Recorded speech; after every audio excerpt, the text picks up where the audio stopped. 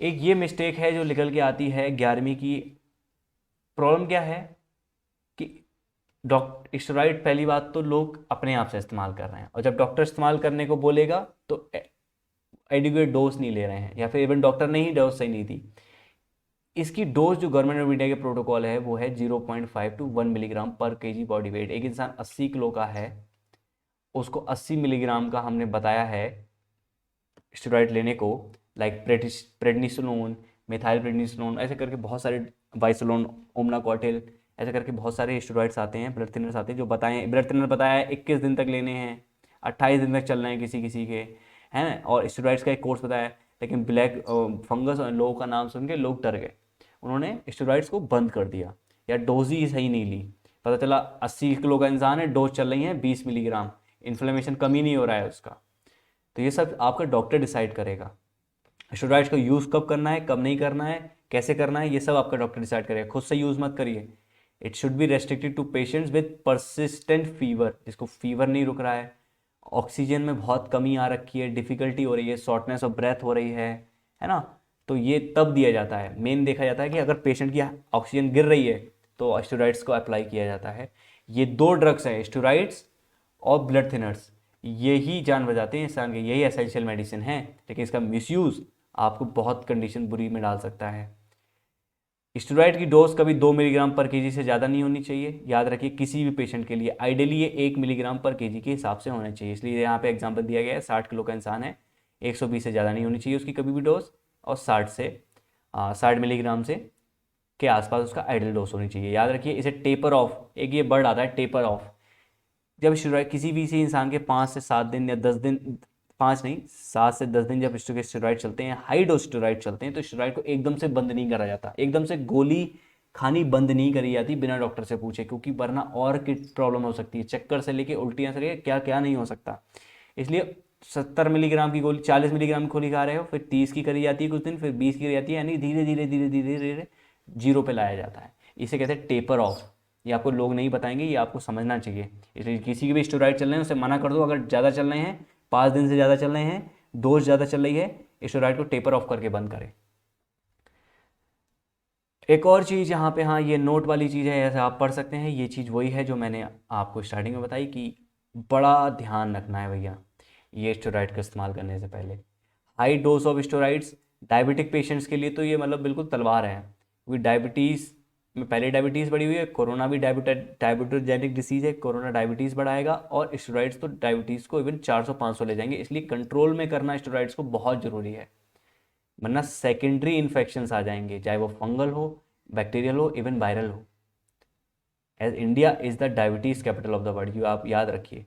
तो स्टेरॉइड्स का judicious, rational, सही तरीके का इस्तेमाल कब करना है, कैसे करना है, कितना करना है, कब बंद करना है, ये सब डॉक्टर करेगा खुद से। डॉक्टर मत बनिए किसी और का पर्चा देख के, किसी और का यू व्हाट्सएप पे पैम्पलेट देख के अपना ट्रीटमेंट स्टार्ट मत करिए। ये बहुत सी मिस्टेक हैं जो स्टेरॉइड्स और ब्लड थिनर्स के अंडर में करते हैं। एक मिस्टेक जो अभी नई नई स्टार्ट हो गई वो ये है कि उन्होंने देख लिया स्टेरॉइड से ब्लड फंगस हो रही है।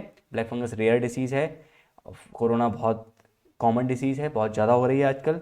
अगर आपको डॉक्टर ने रिकमेंड किया है तो आपको सोच समझ के ही किया होगा। अगर आप ये नहीं लेंगे तो सोचिए, ब्लैक फंगस से 12-13 हज़ार लोग इन्फेक्ट हुए हैं, अभी कुछ ही लोग ख़त्म हुए हैं, इससे कितने होंगे इसका कोई जवाब नहीं है अगर आपने नहीं लिए। अगला देखते हैं, ये देखिए इसमें कुछ टाइप्स ऑफ इंडिया का एक न्यूज़ है, इसमें साफ साफ लिख रखा है कि रेमडेसिविर नहीं, रेमडेसिविर के पीछे लोग भागते हैं, स्टेरॉइड्स और ब्लड थिनर्स ही हैं जो इंडिया की कॉम्प्लिकेशन से, इंडिया की क्या मतलब कोविड-19 से आपकी कॉम्प्लिकेशन से जान बचाएंगे। सेल्फ मेडिकेशन, इसको रोक दीजिए, ये बहुत इंपॉर्टेंट है, अपने आप से मेडिकेशन मत कीजिए। अगली एक मिस्टेक आती है, not giving essential drugs carrying on with non essential medicine. आपके डॉक्टर ने क्या करा, आपके डॉक्टर ने लिखी 10 दवाइयाँ, ivermectin, doxycycline, vitamin C, zinc, Limcee, यानी क्या क्या दवाइयाँ लिखी, एक स्टेरॉइड लिखा, एक ब्लड थिनर लिखा, ये 2 दवाइयाँ भी लिखी, स्टेरॉइड भी लिखा एक, मान लीजिए प्रेडनिसोलोन, मिथाइल प्रेडनिसोलोन, बाइसोलोन, ओमनाकॉटिल, है ना, ऐसे करके जो जितने भी आते हैं, डेक्सामीथासोन। ब्लड थिनर लिखा है रिवरोक्सावैन, डेबिगाट्रान, एपेक्सीवैन, ऐसे करके ब्लड थिनर्स, वारफरिन, ये आपके ब्लड थिनर्स लिखे। ये एसेंशियल मेडिसिन थी, ये ज़रूरी थी, यही जान बचाती। आप क्या करें, आप लिमसी, आइवरमेक्टिन, डॉक्सीसाइक्लिन ये सारी ले आए, खाते रहे। उन्होंने कहा 10 में से 8 मिल गई, चलो 8 तो खा लें, बाकी जो 2 मिली वो बाद में देख लेंगे, मिलेंगी तो ठीक है। 8 खाते रहे, कंडीशन डिटोरिएट होते रही। डॉक्टर को बता रहे हैं कि दवाइयाँ चल रही हैं फिर भी फ़ायदा नहीं कर रहा, डॉक्टर परेशान। फिर बाद में पता चला ये 2 दवाइयाँ हैं ही नहीं आपके पास। क्यों? मार्केट में जो दवाइयाँ नहीं हैं इसका मतलब वही सबसे ज़्यादा ज़रूरी है। मार्केट में यही तो एक फंडा है। तो ये चीज़ आप याद रखिए, आपके डॉक्टर ने अगर जो चीज़ें मेडिसिन बताई हैं वो सारी लेनी है, सारी अच्छे से खानी है। Specially essential medicine, there are 2 essential drugs in this corona virus. First is steroids like prednisolone, methyl prednisolone, and एक और होता है क्या नाम है उसको, डेक्सामीथासोन, और ब्लड थिनर्स। ये बहुत ज़रूरी हैं लेना। अगर ये नहीं लिए तो नॉन एसेंशियल लेके कोई फ़ायदा नहीं, वो आपकी जान नहीं बचाएंगे। नेक्स्ट एक जो चीज़ है, ये मिस्टेक भी लोग बहुत करते हैं। इस मिस्टेक के बारे में समझिए कि उन्होंने ज़िंदगी में अपना ट्रीटमेंट हमेशा हकीम से कराया, आयुर्वेदिक दवाइयों से कराया, और तरह तरह के ट्रीटमेंट कराया। मैं भी इन लोगों में बहुत विश्वास रखता हूँ। हमारे घर में मेरी मम्मी का तो मैक्सिमम ट्रीटमेंट इन्हीं से चलता है, जो क्रॉनिक बीमारियाँ रहती हैं। बहुत फ़ायदेमंद चीज़ है। लेकिन अभी तक नॉन एलोपैथिक ट्रीटमेंट ऐसा कोई स्ट्रॉन्ग ब्लड थिनर्स नहीं आए, ना कोई स्ट्रॉन्ग स्टेरॉयड आया है। तो असेंशियल मेडिसिन तो यही हैं। तो अगर ये आई नहीं हैं तो बाकी सारी चीज़ें तो आप लो या ना लो, नॉन एसेंशियल तो कोई फ़र्क नहीं पड़ेगा। अगर पेशेंट आपका सीरियस है, माइल्ड वाले को तो आप कुछ भी दे दो वो तो ठीक हो ही जाएगा, लेकिन जो सीरियस है, मॉडरेट है, कभी भी सीरियस में बदल सकता है, उसके लिए आप नॉन एलोपैथिक ड्रग्स पे डिपेंड मत करिए, स्पेशली ब्लड थिनर्स और स्टेरॉइड्स पे। मॉडर्न मेडिसिन पे डिपेंड कीजिए, मॉडर्न मेडिसिन पे ध्यान दीजिए, इधर उधर की चीज़ों में ध्यान दीजिए। ये आयुष मिनिस्ट्री का यहाँ पे मैंने एक लगा रखा है, ये आयुष मिनिस्ट्री का पूरा है।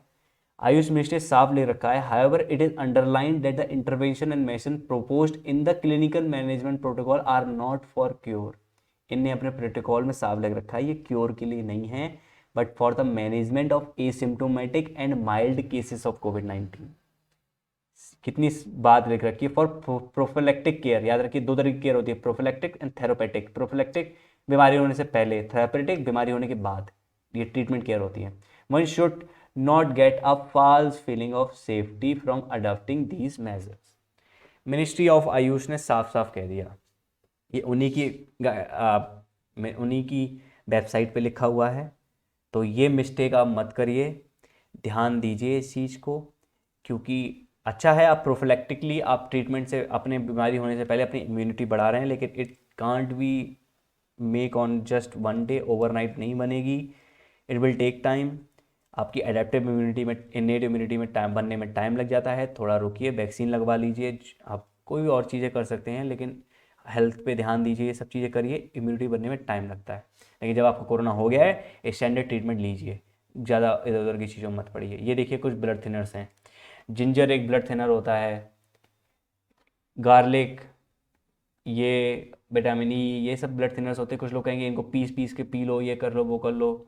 याद रखिए blood thinner, strong blood thinners like rivaroxaban, dabigatran, apixaban, warfarin, Xarelto, ये वाले हमें ज़रूरत पड़ेगी जो स्ट्रॉन्ग ब्लड थिनर्स हैं, क्योंकि 14 से 15 दिन की केयर करनी है आपको। इस पर अगर कोई रिस्क है भी, मॉडर्न मेडिसिन से कोई दिक्कत हो भी जाएगी, ज़्यादा ज़्यादा सिम कोई दिक्कत हो जाएगी, एलर्जी हो जाएगी, कुछ और हो जाएगा, उसको मैनेज कर सकती है मॉडर्न मेडिसिन। लेकिन अगर ये चीज़ें आपने ट्राई करी, पहले करो अब अच्छा है, लेकिन बाद में जब ट्रीटमेंट आपको कोरोना हो गया तब इस पर आप रिलाई मत करिए।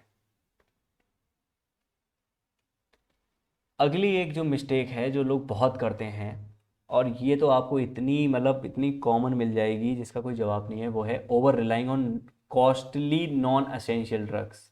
असेंशियल सिर्फ 2 हैं, ब्लड थिनर्स और स्टेरॉइड्स। वो भी आपको डॉक्टर बताएगा कब लेने हैं असेंशियल, जब आपको ज़रूरत है, अपने आप से नहीं। सबसे पहले प्लाज्मा थेरेपी। सबसे पहले तो आईसीएमआर ने अपनी प्लाज्मा थेरेपी को हटा दिया है उसकी ट्रीटमेंट गाइडलाइन से। पहले लोग क्या करते थे, उन्हें लगता था कि प्लाज्मा थेरेपी, सबसे पहले एक चीज़ जो याद रखनी है आपको, plasma therapy with in starting के इनिशियल फेज, वायरेमिया फेज जो 10 डेज में दी जाए, विद इन स्टार्टिंग में सही मैच करके दी जाए, तो जाके एंटीबॉडीज आपको प्रदान करती है, तो फ़ायदा करती है। लेकिन 10 डेज के बाद आपको दी जा रही है। प्लाज्मा थेरेपी का RCTs में रैंडमाइज्ड कंट्रोल ट्रायल्स में कोई फ़ायदा नहीं देखा गया, इसलिए इस चीज़ को थेरेपी को हटा दिया गया। लोगों को क्या लगा, क्योंकि प्लाज्मा थेरेपी पहले से बहुत सारी बीमारियों में, like Spanish flu 1918, Ebola virus, बहुत सारी चीज़ों में इस्तेमाल किया गया, H1N1 में इस्तेमाल किया, वहाँ फ़ायदे देखे गए। स्टार्टिंग में हमारे पास कोई ट्रीटमेंट नहीं का तरीका नहीं था। प्लाज्मा थेरेपी दिल्ली में स्टार्ट की गई, अरविंद केजरीवाल ने फेमस कर दी, तो देखा गया हाँ चलो ये एक उम्मीद की किरण है। लेकिन विद इन 10 डेज में दे रहे हो तो मे बी फ़ायदा हो सकता है, मे बी। ये बात सब जो मैं कह रहा हूँ अपनी तरफ से नहीं कह रहा हूँ, ये सब प्रोटोकॉल्स हैं गवर्नमेंट के, इवन प्रैक्टिकल एग्जाम्पल्स हैं, कंट्रोल ट्रायल्स करे गए हैं पेशेंट पे, उस पे बेसिस पे। अब क्या होता है, डॉक्टर आपका क्या बोलेगा, आप कंडीशन आपकी सिवियर होती है, स्टार्टिंग के 10 दिन में तो होती नहीं है, बाद में होती है। आप गए 15वां दिन हो गया, आपके पेशेंट ठीक नहीं हो रहा है, डॉक्टर ने बोल दिया प्लाज्मा ले आओ, रेमडेसिविर ले आओ, वरना आपका पेशेंट तो इसकी कंडीशन बिगड़ती जाएगी। आपको तो डॉक्टर आपका भगवान है, होते भी हैं, उन्होंने बोल दिया वो आप करेंगे। लेकिन आप उस वक्त को फ़ायदा की आप एक बात समझिए, प्लाज्मा थेरेपी एंटीबॉडीज़ लेके आएगा, रेमडेसिविर एक एंटीवायरल इंजेक्शन है, फेविफ्लू एक एंटीवायरल दवाई है। एंटीवायरल या एंटीबॉडी का काम क्या होता है, वायरस के अगेंस्ट काम करना। वायरस तो सिर्फ और सिर्फ पहले दिन से लेकर 10 दिन तक एक्टिव है, इसके बाद आप इन चीज़ों को क्यों दे रहे हो। You can't make anybody dead which is already dead. जो चीज़ ऑलरेडी मरी हुई है उसे कैसे मारोगे। अभी तो इम्यून डिसरेगुलेशन का टाइम है, आपका हाइपर एक्टिविटी हो रखी है इम्यूनिटी की, उसको सिर्फ ये दो चीज़ें कम करती हैं, असेंशियल ड्रग। तो ये चीज़ आपको समझने की है, इसलिए प्लाज्मा थेरेपी को हटाया गया, क्योंकि इसका मिसयूज़ होने लगा। 2-2 यूनिट मेरा दोस्त 68,000 की लेके आया, मजाक है क्या ये देखिए रेमडेसिविर, भैया रेमडेसिविर और टोसिलिजुमैब, ये चीज़ का और ध्यान रखिए, ये दो ड्रग रेमडेसिविर के फ़ायदे देखे गए हैं नो डाउट, बट इसका फ़ायदा आपको डॉक्टर बताएगा कब आपको देनी है, तभी लगती है, हॉस्पिटल सेटिंग में लगती है। लोग 5-5 इंजेक्शन 1.5-1.5 2-2 लाख में खरीद रहे हैं, बड़ा खपत है भैया इसकी, इसका बड़ा परेशान है लोग इसके लिए। लेकिन फिर भी 10 दिन के बाद इसका कोई फ़ायदा नहीं है, ये इनिशियल फेज़ में देनी चाहिए, डॉक्टर डिसाइड करेगा कब देनी है। हाइपोक्सिया होती है तब देनी चाहिए, अपने आप से होर्डिंग करना मत करिए, क्योंकि अगर आप होर्डिंग करेंगे, जमा करना स्टार्ट कर देंगे, जिसको ज़रूरत है उसको नहीं मिलेगी। टोसिलिजुमैब ये ड्रग अभी फेमस और हो रहा है, क्योंकि ब्लैक फंगस भी इसकी वजह से देखी जा रही है। टोसिलिजुमैब तब इस्तेमाल किया जाता है जब स्टेरॉइड्स और ब्लड थिनर्स देने के बाद भी आपकी बॉडी की फ्लेयर आग इन्फ्लेमेशन कम ही नहीं हो रहा है, तब ये टोसिलिजुमैब दिया जाता है हॉस्पिटल सेटिंग्स में। याद रखिए ये जो हॉस्पिटल सेटिंग्स में ही ये ड्रग्स दिए जाते हैं जो खतरनाक वाले होते हैं, क्योंकि ये और भी आपके अंदर लाइक रीनल फेलियर, आपका किडनी फंक्शन को अफेक्ट कर सकते हैं, आपके लिवर फंक्शन के एंजाइम्स को अफेक्ट कर सकते हैं। तो आपका टेस्ट करके देखता रहना पड़ता है, इलेक्ट्रोलाइट्स देखते रहने पड़ते हैं, कहीं वो इधर उधर तो नहीं हो रहे हैं। तो it is totally depend on case to case basis, doctor आपको रिकमेंड करेगा तभी आपको देखना है, अपने आप से नहीं भागना है। नेक्स्ट मिस्टेक इज़ जो एक चीज़ बहुत, ये तो आप हर कोई मतलब नहीं करते हैं मैक्सिमम लोग, लेकिन करते हैं कुछ लोग, तो उसके लिए मैंने ये चीज़ को इंक्लूड किया। अपना पेशेंट की आपकी कंडीशन बिगड़ी, आपने क्या करा, जल्दी से रोना स्टार्ट कर दिया, हॉस्पिटल ढूंढना स्टार्ट कर दिया, हॉस्पिटल मिला नहीं, आपने फर्स्ट एड नहीं दिया, उसका बुखार 103 चल रहा है, 104 चल रहा है, आप हॉस्पिटल के लिए रो रहे हैं। सॉविंग करिए, जल्दी से उसे चद्दर उड़ा दीजिए ठंडे पानी की, शावर के नीचे रख दीजिए बाई हुक और बाई क्रुक, ऐसे नहीं तो वैसे उसका फीवर 101 के आसपास, 101 से नीचे लेके आना है, क्योंकि इसे कंट्रोल नहीं किया तो बहुत दिक्कत है। ऑक्सीजन लेवल कम होता चला जा रहा है, ऑक्सीजन सिलेंडर नहीं मिल रहा, हॉस्पिटल नहीं मिल रहा, तब तक क्या कर सकते हैं आप, प्रोनिंग कर सकते हैं, आप उसे उल्टा डाल सकते हैं। ये सिर्फ प्रोनिंग से बहुत जल्दी इंप्रूव होती है ऑक्सीजन लेवल, 88 से कब 94 हो जाए ये भी देखा गया है लोगों में, ये इम्प्रूवमेंट हो जाता है। तो इस चीज़ को ध्यान देना बहुत ज़रूरी है, जो फर्स्ट एड आप घर पे दे सकते हैं वो ज़रूर दीजिए, अपनी तरफ से जितना कर सकते हैं वो करिए, बाकी सब देखा जाएगा। तो इस चीज़ को ध्यान रखिए फर्स्ट एड का। Next is concentrating on children less than 5 years, not the aged ones. आपके घर में 10 लोग हैं, 10 में से 2 5 साल से नीचे के बच्चे हैं, 10 साल से नीचे के बच्चे हैं, दिक्कत हुई, आपने क्या करा, बच्चों पे ध्यान देना शुरू कर दिया। वो बच्चे तो दिक्कत कम होगी, हाँ इस बेब में जिन बच्चों को याद रखिए, जिन बच्चों को MIS बीमारी निकली, मल्टी ऑर्गन इन्फ्लेमेटरी सिंड्रोम था, पहले से ओबेसिटी थी, पहले से डायबिटीज़ थी, बच्चों को भी डायबिटीज़ जेनेटिकली आ जाती है, टाइप 2 डायबिटीज़। तो इस ये सब केसेस में क्या हुआ, बच्चे की इस बार डेथ भी देखी गई। हाँ, ये अनफॉर्चुनेट बात है, लेकिन बहुत कम हुआ। पिछली वेव में तो ऐसा कुछ नहीं हुआ। लेकिन आपका बच्चा ठीक है, उसको ऐसी कोई प्रॉब्लम नहीं है, कोई कोमॉर्बिड कंडीशन नहीं है, तो रिमेंबर इस चीज़ को याद रखिए कि वो 3 से 4 दिन में ठीक हो जाएगा। सिम्टोमेटिक ट्रीटमेंट लगेगा, उसको भी कोरोना होगा लेकिन वो ठीक हो जाएगा। इसलिए जो लोग हाई रिस्क हैं, हाई रिस्क कोमॉर्बिड पीपल, उनको आप पहले ध्यान दीजिए। एंटीपिशिएशन सबसे पहले उनको फर्स्ट एड दीजिए, एंटिसिपेट करके उनकी प्रॉब्लम देखिए, उनको ड्रग्स दीजिए। हाई रिस्क लोग कौन कौन हैं, 65 साल से ऊपर के हैं, COPD अस्थमा है, हार्ट प्रॉब्लम्स हैं, ब्लॉकेजेस हैं, इम्यूनो कॉम्प्रोमाइज्ड हैं, पहले से कुछ ऐसी दवाइयों पे हैं जिनसे उनकी इम्यूनिटी को डाउन कर रखा है। किडनी ट्रांसप्लांट पे तो 1-1 साल तक इम्यूनोसप्रेस दवाइयों पे रखा जाता है। कैंसर सर्वाइवर्स हैं, डायबिटीज़ है, ओबेसिटी है, and so on and so fourth. तो इसलिए अपने हाई रिस्क वाले लोगों पे ज़्यादा ध्यान देना है, ट्राइजिंग करनी है, रिस्क असेसमेंट लिखाना है अपनी फैमिली का, बच्चों पे ज़्यादा ध्यान नहीं देना है। Last but not the least is ignoring symptoms after vaccination. बहुत सारे लोगों की डेथ हो गई वैक्सीन के बाद, उन्हें लगा वैक्सीन की वजह से हो गई, वैक्सीन के 14 दिन के अंदर अंदर। याद रखिए, आप वैक्सीन लगवा के आए, 1 मिनट, वैक्सीन लगवा के आए 1 मई को, 14 मई तक आपके पास एंटीबॉडीज़ नहीं आती हैं। इस 14 दिन के फेज़ में अगर आपको कोरोना हो गया तो इसका स्टैंडर्ड ट्रीटमेंट चलता है जैसे कोरोना का चलेगा। अब ये मत सोचिए वैक्सीन लग गई, वैक्सीन के बाद ये कर, अगर 14 दिन के बाद होता है तो वो वैक्सीन के बाद वाला कोरोना है, उसे हम ब्रेक थ्रू कोरोना बोलते हैं। उसका ट्रीटमेंट अलग है, और अलग क्या, तब भी सेम ही है, बट इसमें आप ध्यान रखिए, वैक्सीन लगवा के आए, वैक्सीन सेंटर्स में क्या है, भीड़ इतनी है, कोरोना बॉम्ब बने हुए हैं, आपको 2 दिन तक बुखार आता है, 2 दिन तक हरारत रहती है शरीर में, 2 दिन तक नौजिया आता है, 2 दिन तक चक्कर आते हैं, वीकनेस रहती है, जहाँ पे इंजेक्शन लगवाया वहाँ दर्द होता है। ये आपकी बॉडी की इम्यून रिस्पॉन्स, जो उस वायरस, जो डेड वायरस या डेड RNA फॉर्म में जो भी चीज़ डाली गई है, कुछ भी डाला गया है, उस वजह से हो रहा है। फीवर आ रहा है, वो एंडोजेनिक पायरोजेंस नाम का केमिकल होता है, उस वजह से आ रहा है। लेकिन आपके सिम्टम 2 दिन से ज़्यादा परसिस्ट कर रहे हैं, लाइक 3 दिन, 4 दिन ऐसे चलते जा रहे हैं, तो आपको प्रॉब्लम है, आप डॉक्टर को दिखाइए।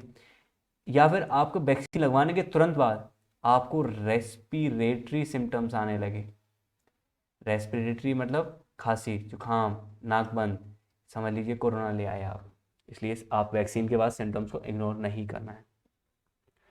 So this was the last mistake, and thank you and have a nice day. This is the online OPT which is working, and for any kind of help you can contact me or contact this OPT for free. We are ready to help you anytime. Thank you and have a nice day.